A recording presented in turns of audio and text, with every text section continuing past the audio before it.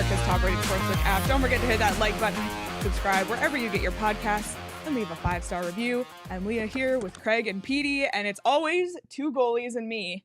And today, it's worse. It's 3 goalies and me, and we are so excited to be joined by InGoal Magazine publisher and co-owner Kevin Woodley. Kevin, welcome to the podcast. You know, I got a whole beer league team that would disagree on me actually being a goalie, but I'll take it. Oh, man. Well, Kevin also covers the Vancouver Canucks for NHL.com, who the Coyotes play tomorrow. So we have a lot to get into today. I can't wait to get into the weeds of, goalies, and we talk about goaltending almost every night on our show with Veggie and Ingy. But looking forward to this one. Yeah, let's just start with a question right off the hop. And I know you deal with this on a daily basis. Why are Canucks fans the craziest fans in the NHL? That's been my experience.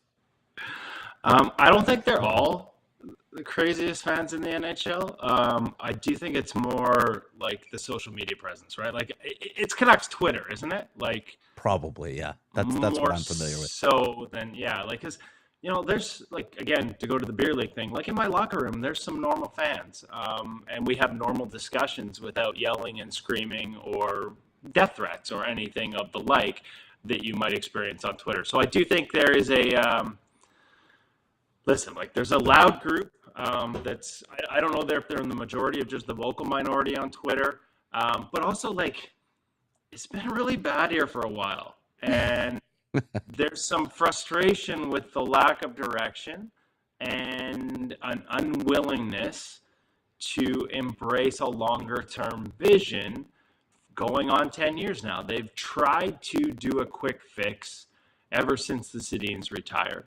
And even, I understood it when the Sedins were still playing. Like, I understood the idea that you owed it to them to not rebuild at the end of their careers, that as long as they were a part of your group, you thought they could be competitive. So you tried to sort of thread that needle through the mushy middle. But once they were done, like, the insistence on continuing that rather than go, full R rebuild has been frustrating for some. And the reality is they have pieces that you would normally associate with a rebuild, young pieces, Quinn Hughes, Elias Pettersson.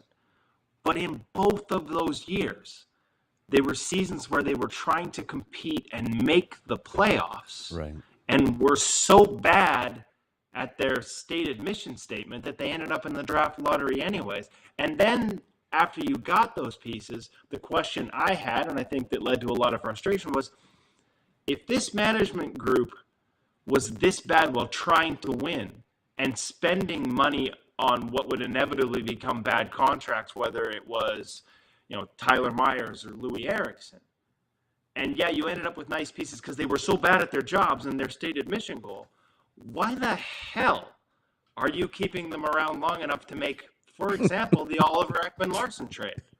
Yeah. And that's where a lot of the frustration comes in. And there is a group on Twitter that can get a little over the top with that. And actually, there's competing warring factions. There's another side of Twitter that's like, the what did they call them? The Benning Bros, the Jim Benning Bros. And they were like, no matter what management did, nobody in the media was smart enough that that sort of contrarian view could possibly be right.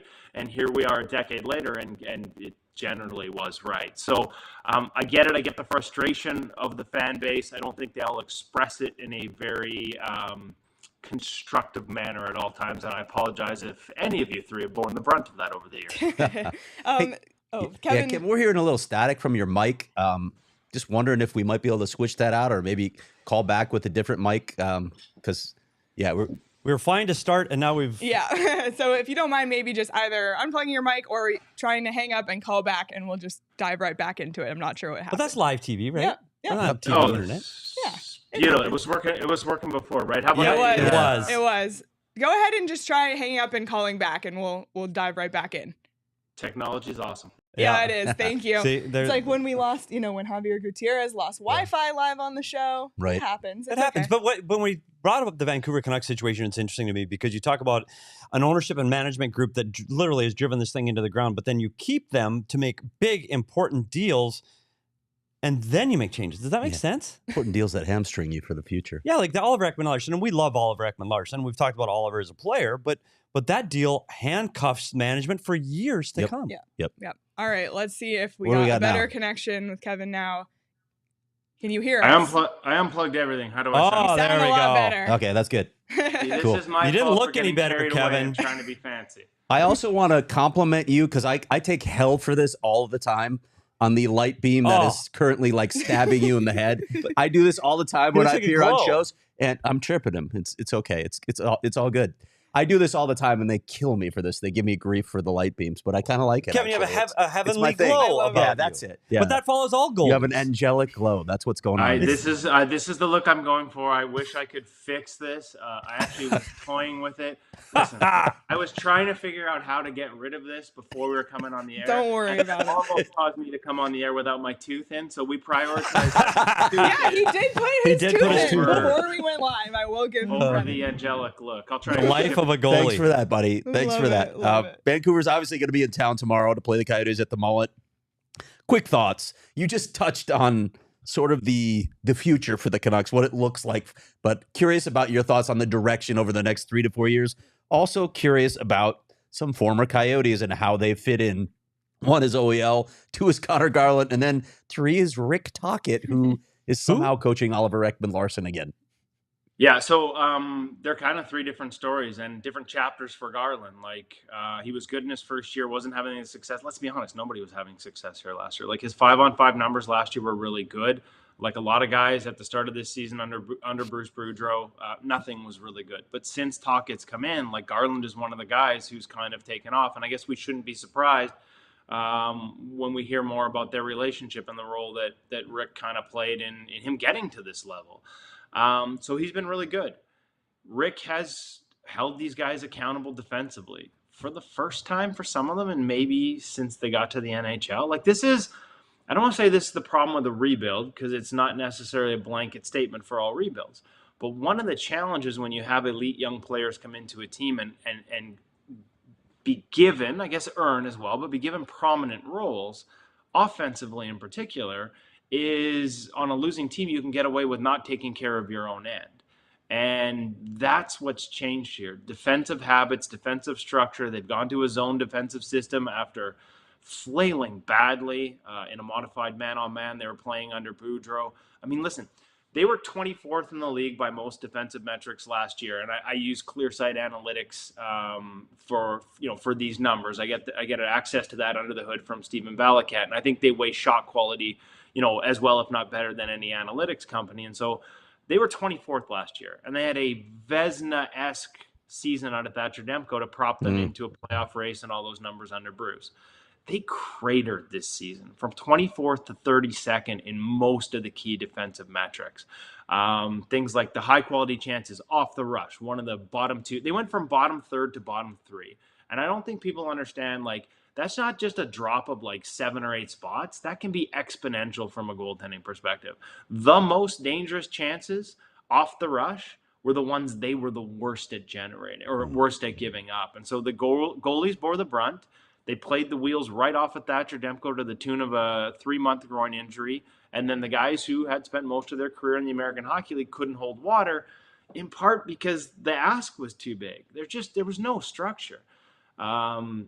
Screens, like filling lanes, being in the right lane on a screen. Like, these guys, I'd never seen a team better at being in a shooting lane in terms of taking away their goalie's eyes, but worse at actually being in the shooting lane in terms of eating a puck. And so Tocchet has really changed that mindset defensively. Their defensive metrics and a lot of the key numbers have jumped from 32nd to top 10, especially on seam passes, lateral plays. The screens are better, off the rush is better. Like, they're giving themselves a chance. They're giving their goalies a chance. And Thatcher Demko's back healthy. So Tocchet's made the biggest impact. Garland's been better under him. Oliver Ekman-Larsson had a pretty good season last year, and it just hasn't translated this year. Again, we talk about goaltending not existing in a vacuum. It's always a function of team play. And I talked about all those defensive metrics and the lack of structure and how that killed the goalies here for the first half of the season. Almost literally killed Demko. That's also tough on defensemen. When there isn't structure, when there isn't predictability in terms of where guys are going to be in their own zone defensively for breakout passes, Like the D suffered as well. The outlets weren't when their guys were flying the zone. Guys weren't coming back low and slow to be that, that sort of outlet option to get you out of the ice. You had to go hard off glass. So, I'm curious to see whether Oliver Ekman-Larsson can be better with more of that structure in place. He got hurt sort of right at the beginning. They're kind of counting on it.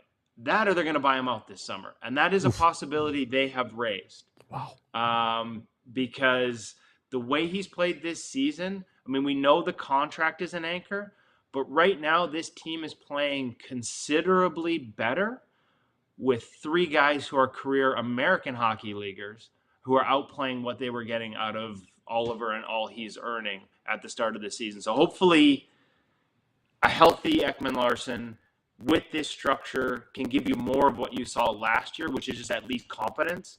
Because at the beginning of this year, it wasn't a discussion of he makes too much for what he's giving you. It's even if he was making league minimum, I'm not sure he would be in the lineup. That's how bad things got before he got hurt. The static is unfortunately back. Just get back the last 10 I'm not seconds. sure what happened. It just happened because I know it can't be your mic, so I'm not really sure what's going on. Where is the love affair with Bruce Boudreau right now with Vancouver Canuck fans? Are we past it now? Are we on board with Rick Tocchet? And are we past the feeling sorry for Bruce stage? I think Bruce is still a sympathetic figure in this market for sure, but I think we're past the unfortunate anger, misdirected anger at Rick Tocchet for taking over for him. The irony to me is the organization seems upset and was upset and expressed this, that they believed a lot of the problems were because of media speculation in terms of how that all went down. And I have a little trouble with that, to be honest with you, because somehow, like, honest to God, we started this conversation with Canucks fans and how they can be. Like, the way Bruce's team was performing before they let him go, and I talked about all those key defensive metrics and the expectations that this would be a playoff team, like, this is a market that would have been shouting from the rooftops for him to be fired at that point in the season. But they made him a sympathetic figure because of how they undercut him right from the end of last season. Talking about how, Jim Rutherford went on Hockey Night in Canada after hours on the first weekend of the season or second weekend of the season and said, well, he's back because I didn't know the owner gave him a second year on his contract. Like, we don't like the way his team plays. There's no defensive structure. All that stuff was true. And, like, there were problems there. But just the way they handled it publicly, the way they undercut him publicly, made him a sympathetic figure in a market where I'm pretty sure people would have been calling for his job based on performance, if not for those facts. So I think they're past it. I think everybody can see how much better this team can be, although, boy, man, have they done this before, gone on late season runs and then absolutely cratered with the same people and the same coaching staff at the start of the following season. So there's a skepticism here over this recent run of 5 straight and 8-11. But at the very least, it's helped the market move on from the Bruce Boudreau stuff without changing the fact the way it was handled wasn't very well. Yeah. Kevin, we're going to have you do the same thing you did before, hang up and call back. Not sure what's going on. So sorry, but it did fix it last time. So we're hoping it does again. And we'll do some business. Yeah. We'll do some ad reads. Different mic. Yeah. And we'll do ad reads. Yeah. So sorry about plug these into issues. nothing, but I'll give it a go. Yeah. Okay. Try it again. But sorry. Yeah, you look ahead to the matchup tomorrow night. You'd think, I don't know, the Coyotes have been playing so hot at mullet. They're plus 125 right now on DraftKings, the money line. Vancouver is the favorite, minus 145. I don't know, like, I'm embracing the mullet magic at this point. So if you want to ride that, you can do so on the DraftKings Sportsbook app. And right now, when you sign up using the code PHNX, new customers can bet $5 and get $200 in free bets instantly. That's only a DraftKings Sportsbook with code PHNX. Minimum age and eligibility restrictions apply. See show notes for details. The over-under is also set at 6.5. And it's same odds both ways. So it's kind of a flip coin in that regard. So will be interesting to see and get his perspective. I'm taking the under. Veggie and Ingram, which we'll get to in just a second. But before we do, Craig, St. Patrick's Day is this Friday. I already know the pregame is going to happen at the Four Peaks 8th Street Pub. It's the best place besides Craig's party to send St. Patrick's Day, hang out, enjoy a good time, pick up some beer. I'm going to bring Four Peaks. I did try to get our management team to say you have to attend Four Peaks. You can't go to Craig's, but they weren't. Wow. I also had neighbors trying to tell me undermining. how to get out of it too. They're like, "Well, tell them your car doesn't start." Like we had this discussion with, Why we had are a you- group of why are neighbors you while we were saying walking the this? dog. Why I'm are right you here. I'm sitting. We were right just here. having this discussion as we were walking to the dog. I can't be more excited for your party, Craig. See, that's the energy I need to hear. So as you drink Four Peaks beer, you must be 21 or older to enjoy responsibly. All right. When we get into the reverse VH, I am going to open a beer. I have one I right love here. it. I love it. All right. Well, let's bring Kevin back. See if this works. Hopefully a little bit better. I know. Kevin, I don't know. Sorry about all We just want to make issues. make it difficult. It's always what we do to goalies. Make life hard, right? But let's talk I about feel- Coyote. I feel like the guy in the Verizon commercial. Can you hear me now? Yeah, now you're back You to sound good. great again. Yeah. So let's Okay. hope it sticks. All right, I'm going to start with this because I want to give you some props. When I was looking to write a story on who the Coyotes should pursue as a backup goaltender, of course, I came to you because I have great faith in your knowledge of this position, and I know you have a ridiculous wealth of sources. And you told me at that time, and I wrote this in the story, Connor Ingram's the guy that at the top of the list. This is the guy they should be looking at. I can't believe he didn't get a chance in Nashville.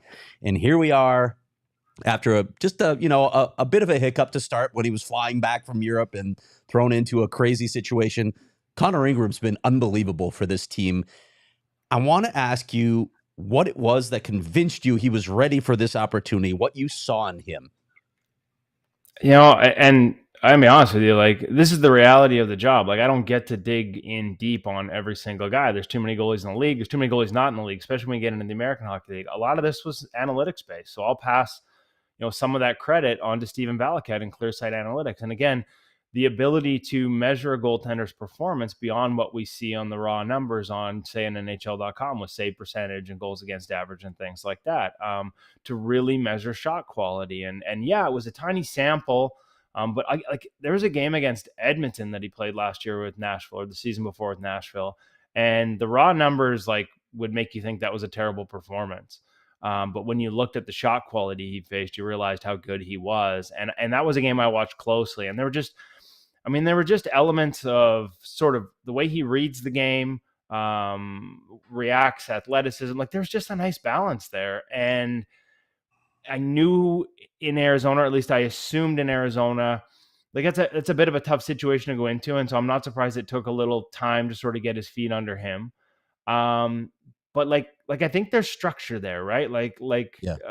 Under Andre, who, like, another guy that I've had the pleasure to meet through hockey circles, goalie circles. He actually was the lone coach on a goalie symposium, like a group panel discussion. He was the lone non-goalie coach on a panel discussion that Hockey Canada put on that I hosted. And so some of his philosophies and how much he understood the position, I expected it to not be wide open. And yet, just because of the nature of the roster, there's going to be times where you're facing a little more grade A's. And I just thought Ingram, there's enough structure there to have a solid baseline when everything in front of you is maybe a little more predictable and there's good structure. But he had other elements of his game that I thought, there was a higher ceiling there too. Like, you almost look at it like in fantasy football terms sometimes. Like, some guys, because of their technique, have really high floors, but they don't have a ceiling. Like, they don't have some of those other elements, those innate elements, those reactive elements. In his case, reads, I think, are a big part of it, but also like good hands and the way he sort of gets into spots and doesn't lock into blocks. They give him a higher ceiling, and you add that to the numbers and just, he's a guy that, I thought would have success if he was given an opportunity. And like you said, it took a while, and he's making me look good right now. He's making Valiquette look good right now. Well, one of the things I'm looking at, Kevin, as you brought up analytics and how that helps you assess these goaltenders, I know you also play the position so you can see it with your own eyes. And here's the example.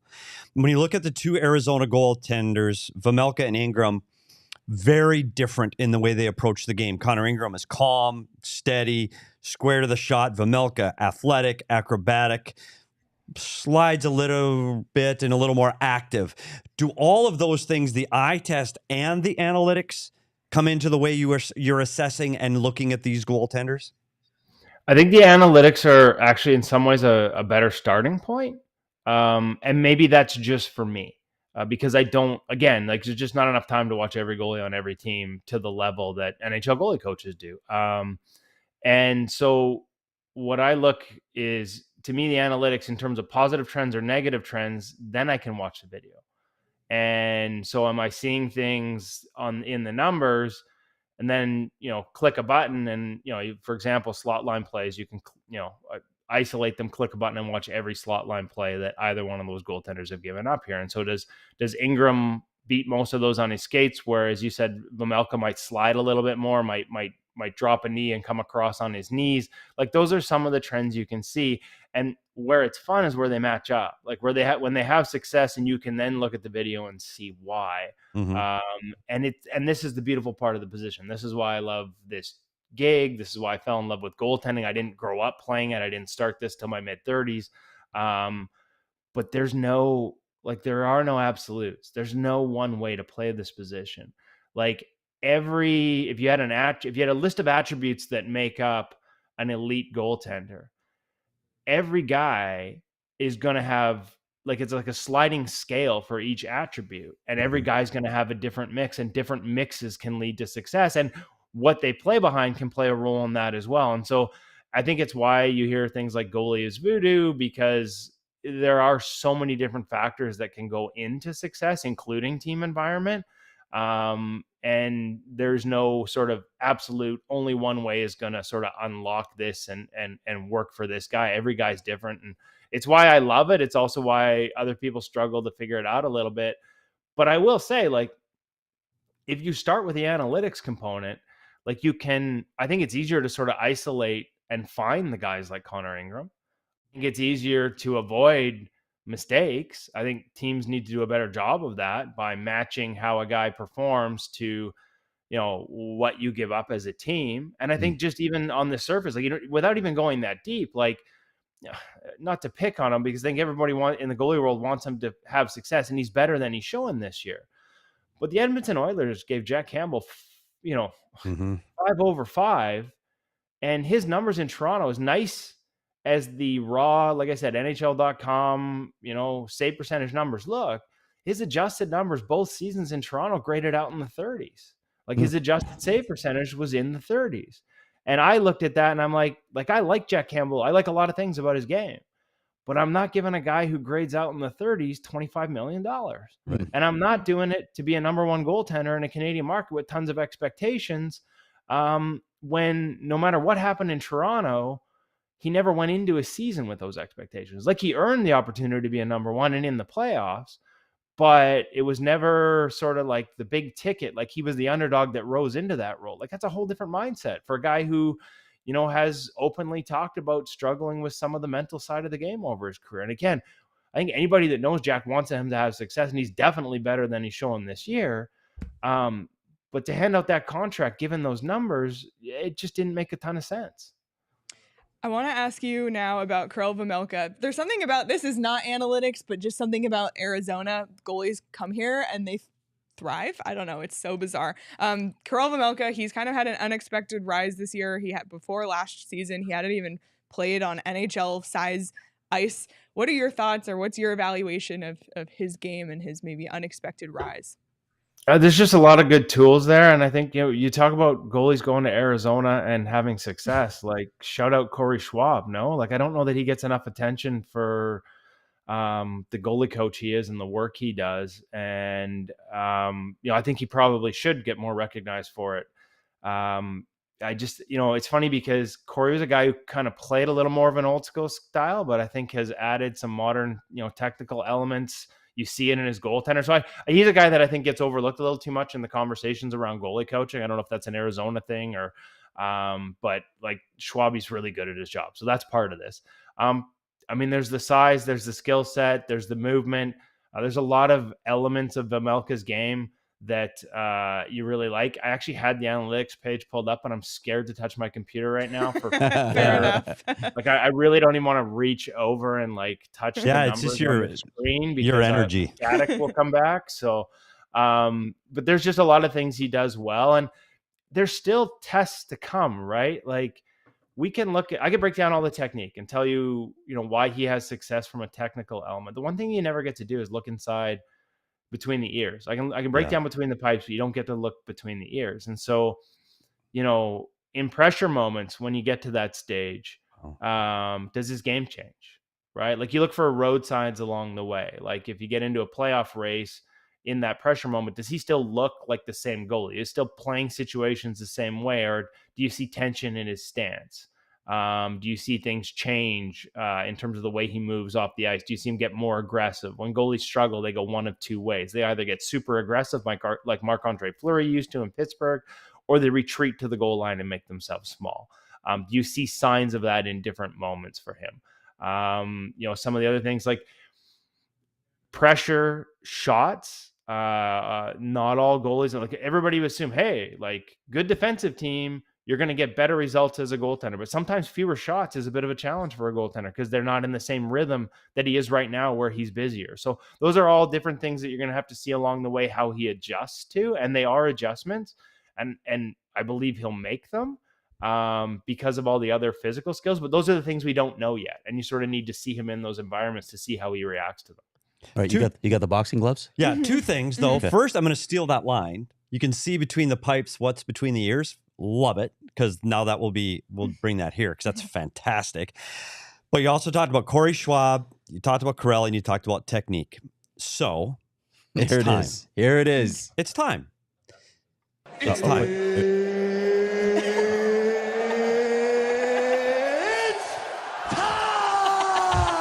People are anticipating there's going to be this big. People around here that follow us, and I'm 5'10". I played college hockey at 140 pounds at 5'10". In old gear, 2-piece upper body, I stood up because I had to. I'd play at the hash marks just to cut off an angle. The game has evolved and changed. I understand that. I, however, at 5'10" and 140 pounds, would stop the goal from the boards at the goal line over the shoulder. And I'm 5'10". So we get in this argument often about the reversed VH. Before we start, I think there is incredibly common ground between the two of us. I understand the importance of this technique and style for today's goaltender to get across, to cover the front of the net, to make those explosive pushes from below the goal line to above the goal line. I get that. I understand their ability to take away the lower third. I get that also. My concern is two things. The robotic nature of the VH, the guys go into it, the puck's here, I go down. I was taught pucks here, I go down. Doesn't matter the situation, I go down. And two, they're not doing the technique properly, exposing that top. Three, there are better shooters in the league than ever before that are taught to shoot for that spot. So I think it's a mix of when, where, and how to use the reverse VH. And that's what drives me nuts. Well, I thought we were supposed to take the gloves off. But so are you? You're not wrong. Because Corey Schwab and I fought about that. He said, you're against the reverse VH. I said, no, I'm not. I'm against. Watch this goalie. There's no opponent inside the blue line. Not one. His team is going for a line change. His defenseman carries the puck from below the goal line out, and he's in the reverse VH. What the living hell are you doing? That's just poor technique. And here's part of the problem. There are not enough good qualified goalie coaches. And you look in Arizona where it's somebody's dad that saw something on the internet and that's how they're learning. And that's where I get frustrated. Okay, so first of all, like if somebody's dad wants to learn how to teach the position, there's this thing called InGoalMag.com they have to subscribe to. Perfect. There it is. Perfect. Yeah, I mean, thank you very much for that. No, and you have drills and you teach the philosophy and how to teach young goaltenders. Give us a smile. Yeah. We can get the light beam to shine right off your teeth right now. The one tooth might not shine. So, like, listen, like we're not talking about you're not talking about getting rid of the reverse VH. I mean, the reason I was looking down is because again, I'm too scared to touch my computer for fear of static, and I had all these things pulled up on my computer, so I pulled it up on my phone. Like, yeah, for the people that are like, you need to get rid of it completely, like everybody just stand up. And there's a few people on Twitter that are like that. Like, this is a quote from Ian Clark, who is one of the widely recognized as one of the better technical goalie coaches, not just in the game right now, but yes, probably history of the game. Ever, he's a big part. Extremely well known. You would be abandoning the one position that has revolutionized goaltending as much, if not more, than the butterfly. There is no other body position in the history of the game that allows us to dynamically connect everything we do away from our post to everything we do on our post. And so, listen, if a guy's coming down the wing and there's nothing in the middle, then you can use an overlap. square up on him. Now, Yeah. the one challenge of that is if a guy's coming down the wing and he gets into a dead angle location and he's got speed and you Wrap around. square up on him outside of your post, which is You what an can't get overlap is. It's just basically a butterfly outside of your post. Because if you butterfly, there's the other people like just butterfly on your post. Well, if you inherently think of the nature of a butterfly, your feet being sort of out beside you, if you drop into a butterfly with one skate on the post, you are actually pushing your body, your center mass away from the post and opening up the short side. So that was a problem with butterfly on the post. So we develop an overlap, which is get that skate outside the post, square up on the shooter, and drop that way. Now, I would sort of argue that if you're not tracking and you're not reacting, you just drop into a butterfly, you're probably exposing that same spot here that you are in a poorly executed reverse. Yep. The other problem with even in that one-on-one down the wing rush situation, if you use an overlap and you square up on the guy and he pump fakes you down and now you're facing the boards that he's coming from and he has speed and carries it around the net for a wrap, that is a massive rotation you have to make to get across the crease to prevent the wraparound. And I would suggest that for as much as that short side reverse VH goal pisses people off, we're all looking at that wraparound going, how the hell did the goalie not get across? Matt Murray the other night. And Antti-Ranta is a guy that comes out, does that overlap, and he's been beat twice in the last 2 weeks on that wraparound. Yeah, so there you go. So it happens. Now listen, I do think that the reverse, and I don't know if we're going to run some footage from Demko. We do pro reads with NHL goalies where we sit down and watch footage. And the one thing, while Thatcher was out, the only blessing of him missing 3 months is he spent an hour with me going over his saves. And a whole bunch of times in situations where, a guy is above the goal line with a clear look and he can shoot and has passed, Demko makes backdoor saves that, if he had squared up on that shooter on or off his post, he can't get there. Yeah. And so, I just got off a call with Vejmelka and we talked about, how his offense gone up in the NHL. Lateral plays across the middle of the ice over the past 5 years have increased 41%. If you want to know why goals are up, that's it. Teams understand that you need to move a goaltender east-west. The majority of those are low, below the hash mark. So what we call low slot line plays. And so on a low slot line play, if I'm a goaltender and I'm squared up outside my post, I'm not in the net. With a reverse, this is where Clark's quote comes in.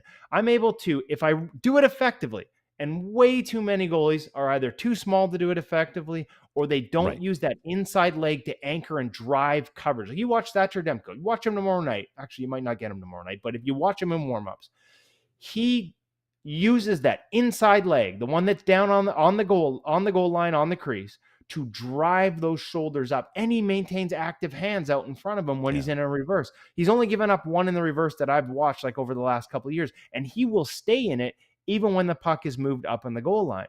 So we go through this video and I find like 5 saves where on those pucks that are funneled through the middle of the ice in front of the net, the ones that can be tipped, deflected, backdoor, or hit a defenseman's skate, he makes all these saves because the reverse allows him to be connected to his post, have the short side seal if that guy shoots, but also have the net filled when that puck comes across the middle of the ice. And that's why you get quotes like that from Clark. And that's why we can't just abandon it and just stand up. But yes, there are situations where we need to find other solutions. And that brings us to the Panda. The Panda.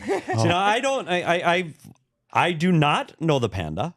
I just want to hear it because of the name. Unveil the Panda last night. That's all I care about. I'm just fascinated because of the name. I want to see the Panda. Well, I demonstrate it, but again, we have clip. I don't think I even found a clip of Panda. So basically, a Panda is an overlap, except for instead of I talked about say off that rush chance. Yes. And this was I shouldn't say developed. Actually, because there's an Arizona Coyotes connection to how this was actually developed years ago. But it was popularized by Dustin Wolf, who is all of 5'10" and absolutely ripping up the American Hockey League for a second straight season.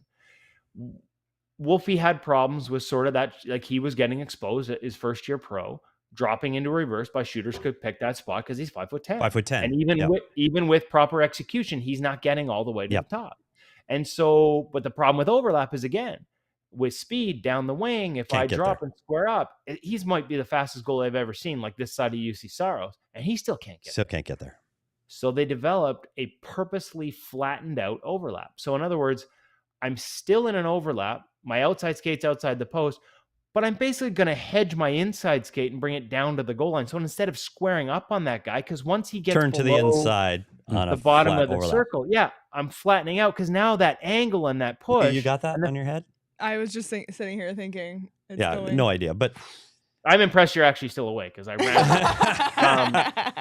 Only the goalie is still awake there. But like if you think about it, so now I've purposely flattened out my inside.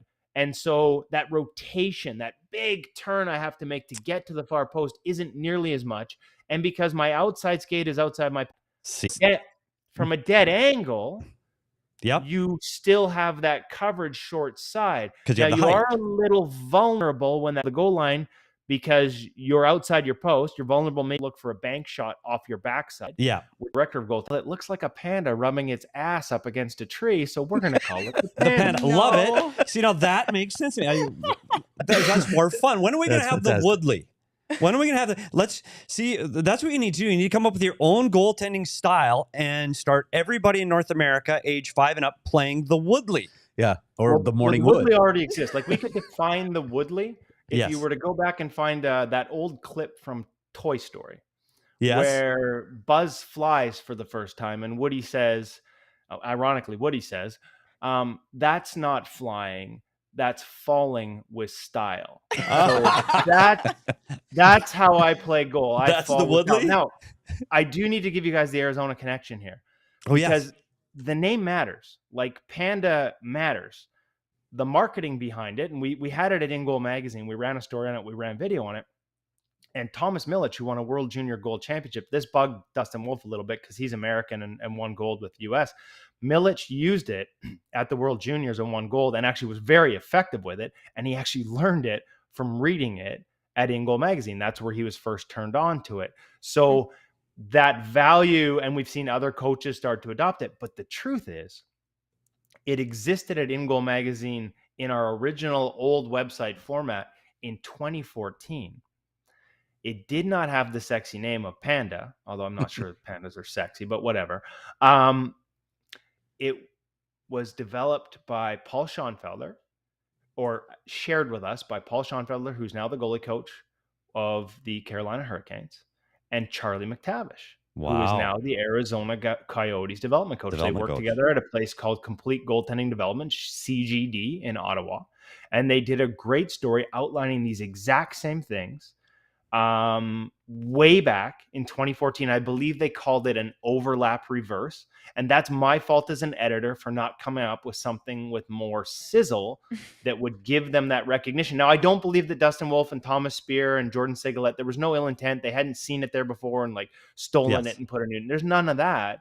It just, it was required more. They developed it because they had goalies that were struggling to get into the reverse. It's such a hard position on the hips and knees. So they developed this as an alternative. Wolfie needed it as a smaller guy getting exposed as more and more shooters in 2022 knew how to look for that spot, the problem you talked about. And so there was more people looking for this solution than there was back in 2014. But yes, Charlie McTavish and Paul Schoenfelder actually probably deserve more credit for developing this. We just sold the sexy sizzle one with the Flames guys last season. So apologies to them. We'd kind of honestly forgotten that they'd written the article because I'm old. We've established I've taken a lot of pucks in the head and I'm forgetful. So I think to sum up the reverse VH, Kevin, I think we both agree that it's a technique that's effective when it is performed properly and executed properly at the correct times, and there is some level of reading the play involved with the execution of that play. And my biggest problem is there are 4'2", 9-year-olds in Phoenix learning the reverse VH, and I wish they would just teach those kids how to skate better and move around the net better first. We'll get to that. And that's my problem. So I think we are in agreement. Do it properly and do it when it is necessary, but have other tools in your bag that you can do other things at different times. So I think we agree. Like Panda. We agree 100%, but like, and Demko used this line with me too. And he's like, It's like saying we shouldn't butterfly anymore. It's all about timing, execution, and making the proper read. It's like, timing, execution, when to do it. And there are goalies that you've seen are robots, and when the puck is here, I go down. Like Leah and I watch games in the studio all the time, and I go, okay, watch this guy. He's a robot. And the puck is there, he goes down. The puck gets past that point, he stands up. And that's there are guys that do it so effectively they can get away with that. Because Thatcher talked with us about landmarks. Puck hits a certain part on the ice, and that's when he's thinking about dropping into it. But he's so effective at sealing that he does it. He manages to pull it off. The other part I would talk about, whether it's Panda, VH, reverse VH, stand up. Marc-Andre Fleury still stands up every once in a while, and is effective with it. He also Marc-Andre Fleury added an overlap in Chicago because he learned it from Kevin Lankinen. Like there's your ultimate example. Him and Roberto Luongo, the guys that have the longest careers, even adapt. Like always looking for ways to get better. Even if it's from a kid who's barely played in the league and he's played all these games and he's headed to the Hall of Fame, you always got to be looking to try new things and try and get better, because these shooters that are picking that spot, what are they looking for? They're looking for predictability. I think adding a little unpredictability to goaltending in an era where we're trying to find the most efficiency and the best way to do things, unpredictability still matters. It can still count. And that's where Cujo was here. He was here when the reverse VH and VH started to come in, and Cujo goes, I got to learn. I got to change my game or I'm done. And so he had to go from a guy that stood up more in the net in that old style, and he had to learn. And he had to learn to play differently to prolong his career, which he did here in Arizona. Cujo was one of the last guys I remember that got up off the wrong leg, and when he dropped into a butterfly, he got up with the same leg rather than proper leg recovery. So if I'm in a butterfly and I need to push to my left, I need to get up with my right skate because that's my drive leg. Drive pushing. To push. And so if it's, I got like the Demko one, for example, was like lateral and back, like bang, bang, quicker. Like she just had to go one way and then shift back to the other. And so those are always probably going to happen, especially with more of those types of plays.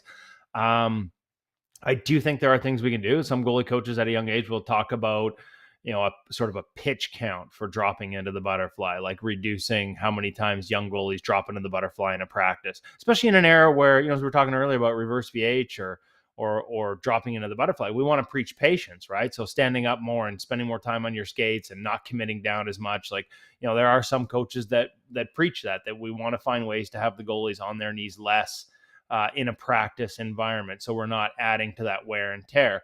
Obviously, training's come a long way. There are some, goalie specific trainers. There are a lot of teams around the league. I know a guy named Adam Francilia who has he works out of Kelowna.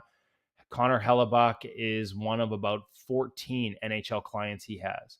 And the reality is you'll go into an NHL building and the trainers are all excellent, but they don't approach the physiology of goaltending uniquely often enough. So having a guy like that can come in and sort of bring position-specific training to the equation, I think helps. The other thing is just equipment, like less time in the reverse. It's funny, we just had this conversation with Vejmelka. Like a lot of pro goalies, and I've had this with NHL goalie coaches, like they love the drills, the net play drills down and around the net that put them in the reverse all the time, what adds to the wear and tear. Well, why do they love it? It's a low percentage play and they're making saves all day. So that's not just a goalie coach. That's a goalie mindset. Like you need to get out of that. Jonathan Bernier, once he had his reverse dialed in, he stopped practicing it because he recognized the wear and tear that it provided. And then the third one's equipment. Take a look at Connor Ingram's skates right now. The Bauer Connect, he is literally playing in ski boots. Connor Ingram is playing goal in ski boots.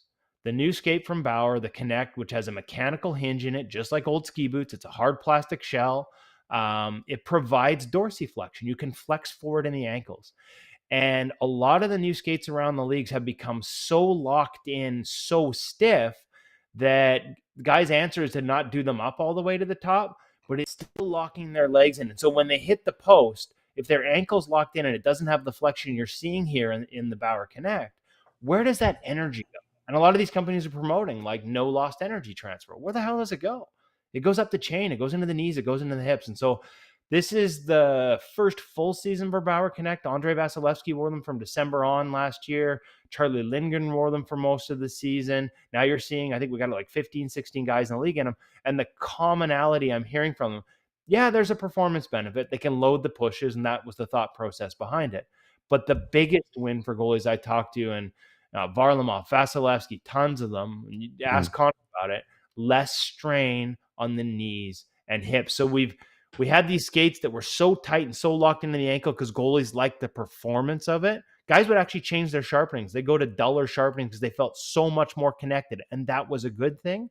For too many years, they weren't recognizing the downside of no lost energy transfer. And that's that the body has to absorb more of it. And so this is another step in a position that's always evolving. I never thought we'd see NHL goalies playing in, I call them ski boots, but you could also go to the old, they're like the old Microns or the Langs that we would all laugh at and poo-poo back in the early 80s.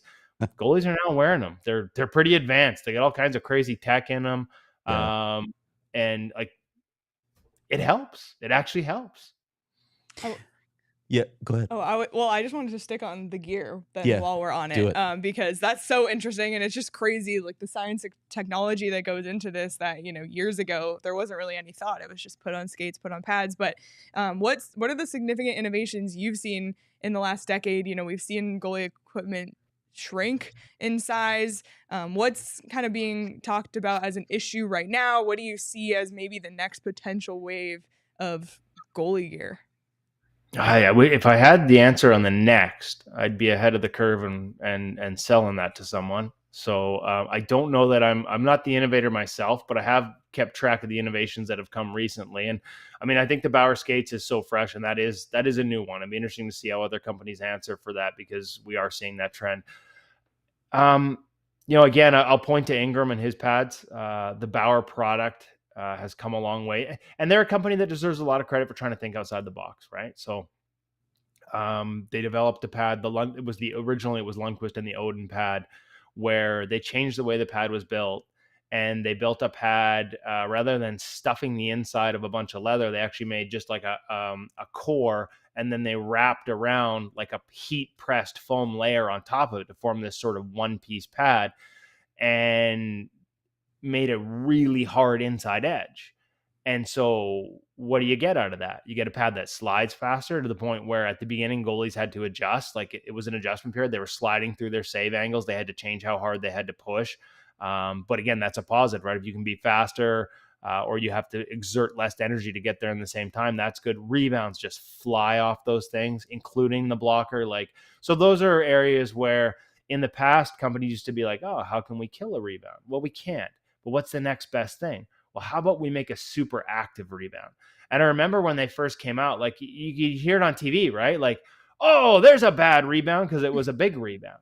But if it's rocketing off that pad at like literally twice the speed it used to, if the guy's standing at the top of the crease looking to tap it in, it's jumping past, he has less time to react because it's jumping past his stick that much further.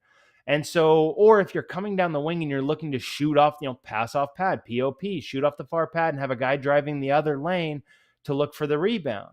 Well, or even just recovering for a rebound to the other side, you buy yourself more time to recover as a goaltender, the further that gets away from you.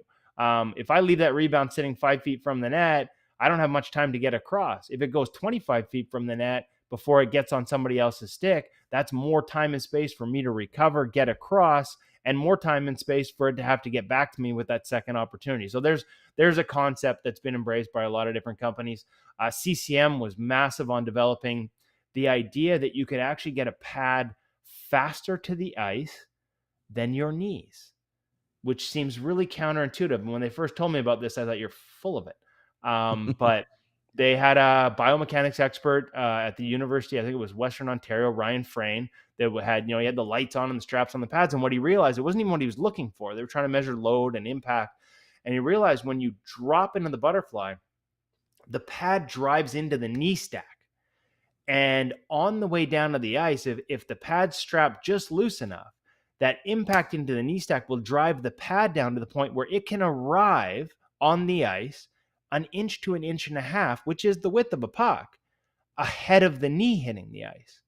So what's the next step? Well, we need to make sure that knee stack is firm and fixed, because if I drive all my force into the knee stack and it just bends rather than bringing the whole face of the pad with it, then all that separation I've created doesn't help me. It's just getting that landing area, that little knee stack that we land on. It's getting that to the ice. I actually have images of this with the old pads. it would hit the ice, but the face of the pad we need to seal the ice would be 1.5 inches, 2 inches behind. So we've now got Bauer and CCM. They've integrated the knee stack into the face of the pad so they arrive at the same time. So building on the studies they did with a biomechanics PhD student that showed the pad can get to the ice faster than the knees, and then building that in the technology to make sure the whole pad gets there and we're sealing the ice. So, like It's crazy. I talk about the position being broken down like a golf swing, like we're slow mowing everything. It's the biomechanics, the most efficiency of movement, how we track pucks, how we move, how we get rotation. Like we're breaking that down like a golf swing, nth degree, slow mo cameras. They're doing the same with the equipment to try and find every little inch of advantage at a time when the NHL is trying to take as many inches as they can in terms of coverage. There are other ways to sort of close those gaps and slow up those pucks and close those holes. All right, Kevin, we're running a little short on time, so I think I'm going to skip over one of the big topics, but Petey and I might have to call you back and just geek out on goalies for another hour for some supplemental content. But I want to go 3 quick questions, sort of staccato form here. First off, when you're evaluating goaltenders' performance, what are you looking at? What are the stats you're looking at? And tie that into how you think Vezina voting proceeds right now, if it's good, if it's just. Oh, I mean, I'm looking at adjusted overall, right? So like I'm just looking at the shot quality, and you can measure that in terms of how many expected goals there were based on all those different factors. There are different ways that, like, to me, rush chances are the one that creates the most goals. And so if you're playing behind a team that just bleeds grade A's off the rush, your job is that much harder. And so I rely on a company like ClearSight to sort of break that down. I think a lot of the public stuff, the natural stat trick, like you've got incredibly smart people doing incredible things with data that's just more limited than what these private companies have, right? So they're just, you're dealing with, they don't have the context of slot line passes, plays across the middle of the ice, screens, and things like that. And so what Vejmelka's company does is just add that context and create the same measurements. So expected goals, expected save percentage. For the Vezina, I'm looking at expected goals, but not entirely, because like there are a couple guys that might pass Linus Ullmark this year. Like UC Saros is right there with him. Philip Gustafson's having a hell of a year in a small sample as well, by the way. Yeah. But when I look at expected save percentage, now am I punishing Linus Ullmark because Jeremy Swayman's been playing more? Like if Linus Ullmark has hit the threshold, to me, expected save percentage allows me to sort of compare on a more like shot by shot basis, or say every 100 shots, right? And Linus Ullmark's number 1 in the NHL there still. So in terms of how the GMs do it, some of them lean on their goalie coaches. Some of them ask for recommendations. I know that because some of those goalie coaches then reach out to me because their team doesn't subscribe necessarily. They may not have access to the great analytics. So they ask me what I'm seeing. I love that some of them are looking for more information. I'm not telling them who to vote for. I'm just sharing, here's the top guys in these stats, these categories. But I have heard feedback over the years, like I'll give you an example. I can't put that guy at the top of my list. My GM hates him and he won't listen to my list. Like if that's honest to God part of the voting process, then maybe we're not doing it right. Yeah. All right. Last thing before we let you go, just give us a sense of how InGoal Magazine was conceived, how it's evolved, and what goalie nerds like Petey and me can find there. Basically, it's just, it started, I used to work for, Ian Clark got me into goaltending when I was in my mid-30s. He hired me to edit a magazine called Goalie News. When they shifted focus and sort of changed the company, there was no more goalie news. We'll put it that way. I was looking for a place to write more about goaltending in addition to my normal NHL coverage. And I met a guy named David Hutchison who had this website that was pretty much just dedicated to masks. And we decided to add a little more editorial. And over the years, we grew, added the podcast, and realized that we needed a subscriber. And that's where InGoal Premium comes in. And basically now I am at the rink doing these pro reads, breaking down video with goalies, filming drills. In the summer, we go to camps with NHL goalies. We're on the ice with them. We're filming drills from puck perspective, and then we're getting their insights. So, it's kind of like a digital magazine, but where most hockey coverage is about teams and winning and not winning and player profiles and features, we actually try and teach. Like we would spend a day on the ice every summer with Carey Price and a bunch of kids through the Eli Wilson goalie school on a day they put on.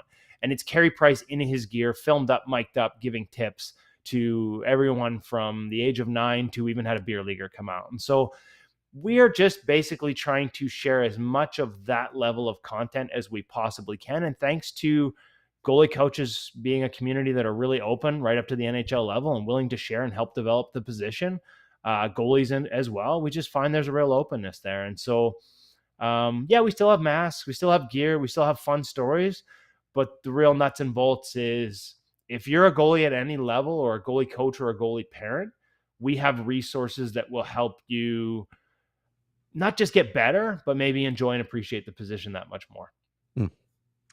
All right. Well, man, we could go on for a whole other hour. And I think we have plans for some stuff on the side because we had to even skip a couple questions. But I know I talked too much. I apologize. No, that's not. No, I'm like, as the non-goalie of this panel, I've seriously learned a lot. I've already seen some tweets just from our listeners saying how much they've learned. So. And I want to sum up, Kevin, because I was born a goaltender. I played goal my whole life from a little kid. My dad was a goalie. When this is over, and I'm completely 100% serious, I want to talk goaltending with you because your perspective and your ability to have these conversations with elite goaltenders, with elite goaltender coaches, all the way to the beer leaguer is incredibly interesting to me. And I want to carry this discussion further, whether we put a camera on it and put it out to the universe, which I'd really like to do, so that people can hear us geek out over everything that we didn't get a chance to talk today. I'm going to go to Craig. I got to get your contact information because there's so much more we didn't even come close to talking about. And parents, coaches here in Arizona, please, because it's a whole, it's not Minnesota, it's not Massachusetts. I'm sorry, it's just not. We don't have that wealth of hockey knowledge here. Please look up InGoal Magazine, please, because you need these resources to help the young goalies get better, and that's what's missing. So find that disconnect to make it. I'm not saying they have all the answers, but they'll give you more answers. They'll give you drills. They'll give you ideas and concepts that you don't understand now. So please reach out, because the smarter you are, the better the goaltender is going to be. And you will always get smarter listening to Kevin Woodley. There you go. I learn stuff every time I talk to you. So, Kevin, if you can stay awake long enough. Leah's done. Stop. Leah's done. She's watching stop. TV over the monitor. Oh my gosh, stop it. Kevin, thank you so much. Really looking forward to hopefully talking to you again soon. Yeah, my pleasure. And I apologize. I knew I needed to be shorter with my answers, but it's not. Please don't. It's not a strength. No, we learned so much. All Thanks, right. bud. Thanks, Kevin. Oh, man. Just a wealth of goaltender knowledge. Yeah. I learned so much. I mean, you know much. what? Now you see why. Like, anytime I'm doing something on goaltending, I know I'm calling Kevin Woodley because I'm gonna learn 10 things every time I And I talk. will apologize Unreal. to some of it. Like, some of that stuff got a little techie, and I know it might be, so that's why I really sincerely think that the two of us should talk to him, and we can explain some of those things when he's talking about driving on what a knee stack is. Right. Knee It would be stacks cool didn't to have exist. some imagery on it, too. Knee Yeah. stacks didn't They need exist. better when Craig names and I too. played. Like Panda is awesome. Panda's Like I think amazing. Reverse V8 should be like Vulture or something. I love I don't it. know. We got to come up with think better names because it's sexier. We're gonna geek out more and get deeper in. I really, really, really want to do And this. one other thing that I really want to talk to him about, and I know you read this story because Yes. Ryan Clark works for ESPN, you do as well, and Ryan Clark's a good friend of mine, wrote an incredible piece on the rise of Russian goaltenders goalies. and everything that's behind that. Kevin has deep, deep thoughts. We've been talking about this for like 3 years, and the wealth of goalies that are even undiscovered in Russia right now. So I would love to talk with him and dive into that. And all of the metrics you talk about, Craig, in that NHL goalies are rated on, there isn't a North American in the top 3 in any of those. Yeah. It's crazy. They're not all Russians, but they're not North Americans. Is there a reason why? We'll dive into it. Sorry. If you want to learn more, you can follow at InGoal Media on Twitter and at Kevin is in goal on Twitter. That's his at, and InGoal Can somebody Magazine. show me how to do that after? Yeah, I will. Thank I you. will teach you. So there's lots of great stuff there. But, like Craig said, he talks to Kevin all the time, which does inform some of the stories he writes. And Craig, you had a great story on mullet magic for Diehards on the website. Which continues. Yeah, seriously. Go PHNX.com. So if you want to read that, become a diehard today. Craig does once a week diehard only stories. Most of the stuff is free and unlocked, but there's plenty of reasons to become a diehard, including access to those stories, including access to our Discord, and 20% off merchandise, such as this hoodie that I'm wearing, the PHNX hoodie. You got the Southwest Bias tee. We got all of our amazing Suns tees in the PHNX locker, and 20% off on our events. And we have one coming up, I think, next week already. Yep, next week. The PHNX Tea Party at Dobson Ranch.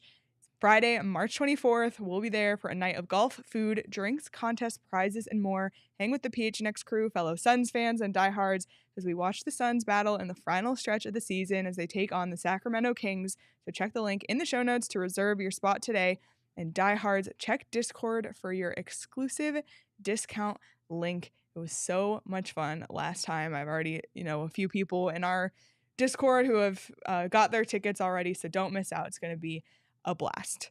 All right. I know we've been going long, but I just want to make sure we do read. We had 2 super chats come through so I don't want those to get lost. So this one came from Roaring Fork, $10. And this was earlier in the chat. They were talking about the Canadian media spin on things. So that is what Roaring Fork was referring to here when he said Mullet Arena is embarrassing, yet an awesome fan experience or something. Sincerely, Sportsnet. Yep, that just about sums it up. Yep. Roaring Fork. And then Chris sent a $5.50 super chat. Thank you, Chris. Said Veggie or Ingram, who is still in the NHL in 4 years? Why not both? We'll add that to our list of the questions in the goalie roundtable. There you go. Yeah. I never played without pads that didn't have deer hair in them in my life. That's a true story. Wild. Craig, you? I have deer hair pads. In my garage right now, I have deer hair pads. Swear to God. I did not know that was even a thing. Oh, that's the thing. They're incredibly fucking heavy. I'm 5'10". At the time I said I was 5'10", 140. Those pads weighed as much as me, and these guys, we'll talk about it. Yeah. Well, we'll have plenty of time to talk because tomorrow we Oh have my God. a really fun thing going on. We're doing Let's go. our first watch along of the season. Me and Petey, we will be on the mics the entire game tomorrow between the Arizona Coyotes and the Vancouver Canucks. Sean, of course, will make some appearances as well. Maybe Craig will What about Rick Tocchet from the bench? You going to get him on? We're trying. We're trying. And also, to get one thing guests. Leah doesn't know, I ordered 2 of these. They're on Amazon, came up on my feed. It's for long road trips when you have to use the bathroom without getting up out of your seat. They have a tube and a little. No. So we're both. I ordered 2. No. So we have to get up. Get us out of here, Leah. Get us out of here. I promise that will not be a thing, but we hope everybody joins us for our watch along. And tonight you can catch PHNX Sun Devils. They are doing a live watch along for the play-in game of the NCAA tournament. So that's tonight. If you've ever been here, which with these most guys, of you haven't, watching a game with them is electricity. How are you going to film them? They literally run around the studio like 10-year-olds, like jumping. And I swear to God, they're laying on the floor, screaming at each other. It's unbelievable. It's like little kids. It's like you're at the Boys and Girls Club after. It's those guys. And to see that live, if you're watching ASU tonight, please, if you're watching ASU tonight, get your phone, get your iPad, get your computer, get your laptop, and second screen the ASU Sun Devil show. You will not regret it because it is like an experience you cannot believe watching these 3 young men watch basketball game. It's these absolutely 3 young insane. men. It's insane. So I'm not kidding.